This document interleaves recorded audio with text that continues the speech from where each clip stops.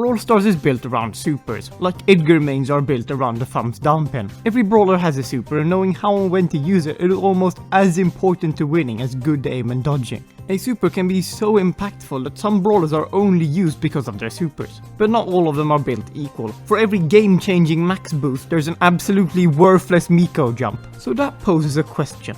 What are the very worst supers in the game? Well, I'll try to answer that. But before we begin, if you disagree with any of my opinions in this video, please leave a hate comment so I can get more engagement. Oh, and remember, just because a brawler has a bad super doesn't mean it's a horrible brawler. Now, as I've already mentioned Mico, why not start with him? Mico's super out of frames makes him jump up into the air for 6 seconds, and then he lands back on the ground again, dealing 2,380 damage to any enemy in his landing area. While Mico is in the air, he is invincible, as well as reloading ammo and recovering health as usual. To have the time to safely reload ammo and health as a brawler like Mico with a really slow reload speed is strong. But literally everything else about his super is Being in the air makes you unable to help your team in any way, making it a 2v3 for 6 seconds. And actually dealing damage with a super is really hard, since when you're about to land you slow down substantially, giving enemies time to exit the super. Well, at least when you land you have full health and ammo, so you have the advantage, right?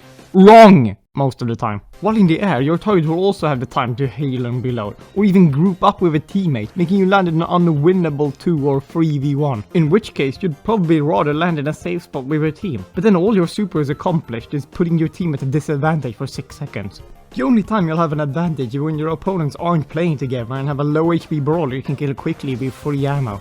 You could use the super as an escape tool to get away from harm and heal instead, but it isn't really good for that either, as before you jump you have a 1 second delay where you can still be damaged, so an enemy can just stun you during that time and your jump is cancelled. So how could Mico's super be buffed to become okay? I think reducing the air time is a must, because being up the game for 6 seconds is longer than the 5-second respawn timer, so I'd reduce it to 3 or 4 seconds instead. And to make sure Mico is still fully reloaded after his super, they should double his reload speed while in the air. That way he's putting his team at a disadvantage shorter and will have more ammo than his target when landing. But if you don't like that solution, I have another idea. Mico's super can make him jump up in the air and crash down on your house, since you don't deserve to live if you don't agree with me. Another brawler with a similar super to Mico's is Janet. Janet's super makes her fly up in the air for 6 seconds. While in the air, she automatically moves forward like a Nani super and drops bombs that deal 1,600 damage. Just like Mico's super, Janet's super leaves a team open to 2v3. This is however slightly less of a problem with Janet, as her super drops bombs, the keyword there being slightly. Her bombs are super hard to aim as she's constantly moving forward, so hitting multiple bombs to actually have an impact is really hard. And to add to this, Janet doesn't even reload or heal while in the air like Mico, so she doesn't get an instant impact after landing. Now, Janet does instantly start flying when she uses her super, making it a better escape tool than Mico's when you're in a pickle, but it's just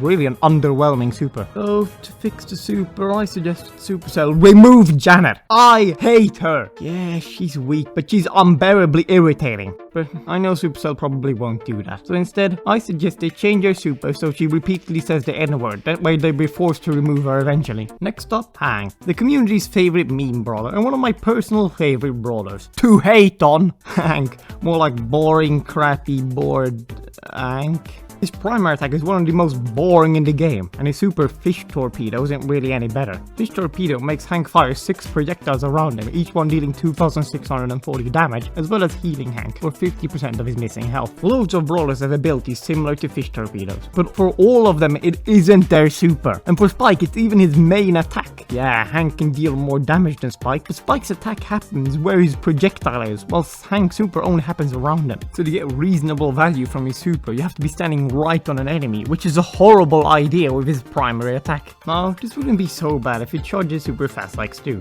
Stu has a horrible super, but because he charges it in only one shot, it becomes really strong. Well, Hank needs 4 fully charged primary attacks to charge his super, and for him to fully charge his primary attack, it takes 3 seconds. That's 12 seconds to get one super that's nothing more than a slightly stronger Spike attack and a mid-heal. I think the best way to fix Hank's super would be to lower the amount of shots needed to charge it to at most 3. That way his super could be used more often to deal damage as finishing blows to enemies far away or make Hank more of a threat in close range battles. However, this won't fix my hatred of him. To do that, I suggest to change his super to the new super Subscribe. That forces any player in the game to subscribe to my YouTube channel or their account gets deleted, just like what I'll do to your account unless you subscribe.